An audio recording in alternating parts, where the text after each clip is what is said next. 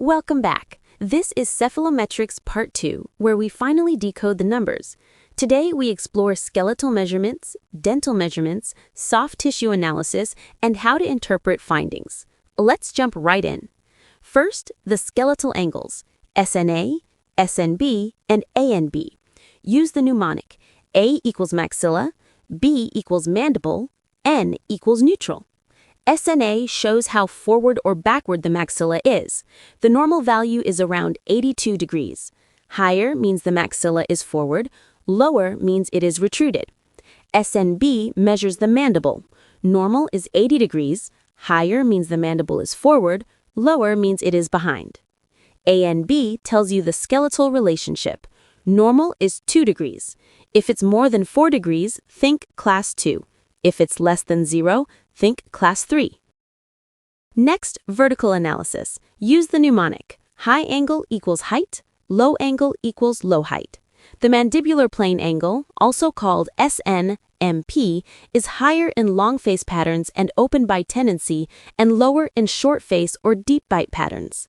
Lower anterior facial height, or LAFH, increases in vertical growers and decreases in short face individuals. Now dental measurements. Use the mnemonic. Teeth tell the truth. Upper incisor to SN, or U1 to SN, indicates proclination or retroclination. Normal is around 102 degrees. Lower incisor to mandibular plane, or IMPA, has a normal of 90 degrees. Higher means proclined, lower means retroclined. The interincisal angle has a normal of 131 degrees. Large angle means retroclined incisors, small angle means proclined incisors. Now, soft tissue analysis. Use the mnemonic. E-line equals aesthetic line.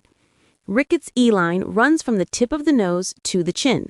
The upper lip should be about 4 millimeters behind the line and the lower lip about 2 millimeters behind.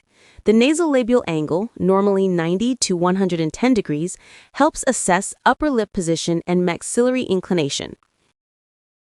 How do we interpret a Ceph in 1 minute? Use the simple formula SVD, skeletal, vertical, dental.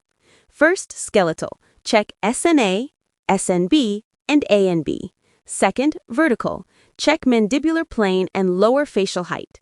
Third, dental. Evaluate incisors and the interincisal angle. Let's summarize. First, skeletal.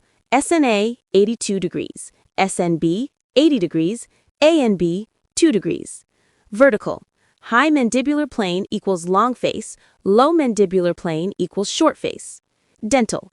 U1 to SN equals 102 degrees. IMPA equals 90 degrees. Interincisal angle equals 131 degrees. Soft tissue. E-line, upper lip -4, lower lip -2. Nasolabial angle 90 to 110 degrees. Quiz time. Question 1.